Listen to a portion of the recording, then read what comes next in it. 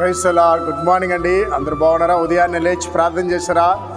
దేవుని వాక్యాన్ని ధ్యానించారా? తప్పక చేయండి. దేవుడు మీ కుటుంబాలను ఆశీర్వదించుగాక. రండి కలిసి దేవుని వాగ్దానం చదువుకుందాం.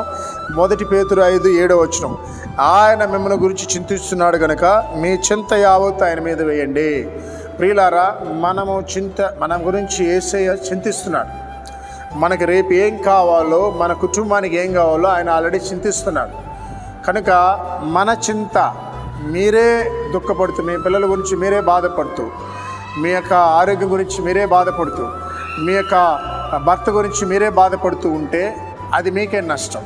మీకు ఏదైతే చింతగా ఉందో, మీకు ఏదైతే బాధగా ఉందో, అయ్యో నా బిడ్డలు వయసుకు వచ్చారే, వారికి పెళ్లి చేయలేకపోతున్నానే, నా దగ్గర డబ్బులు ఆ స్తోమత లేదే అని నువ్వు చింతిస్తున్నావా?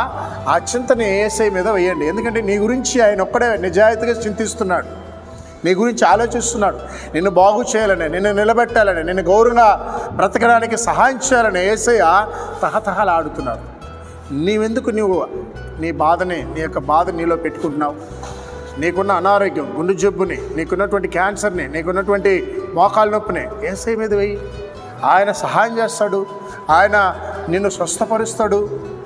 కాబట్టి యవ్వన బిడ్డలారా, భవిష్యత్తు గురించి తెలుసుకొని నాకు ఇంకా ఉద్యోగం దొరకదు, ఇంకా నా జీవితం అంతే, వివాహం చేసుకోను, ఇలాగా చింతిస్తూ ఉండడం వల్ల నీకు అనారోగ్యాలు తప్ప ఏమి రాదు.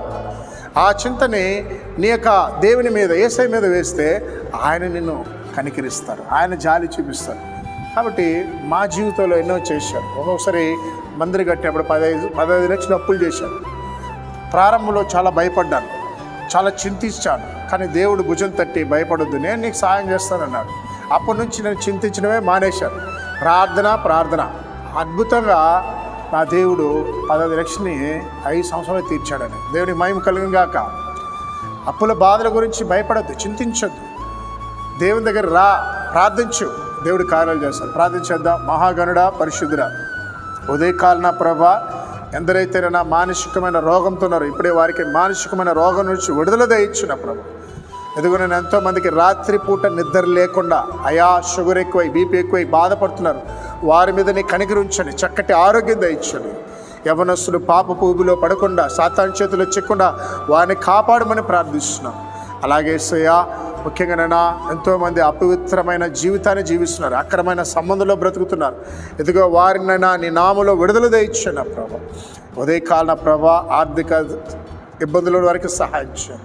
అయా, అనారోగ్యంతో హాస్పిటల్లో వారిని స్వస్థపరిచిన తండ్రి, మరొకసారి నా చిన్నపిల్లలు ఎవరైతే నన్ను ఇబ్బంది పడుతున్నారో వారికి సహాయం చేయండి. యేసు నామములో ప్రార్థిస్తున్నాం తండ్రి, ఆమేన్.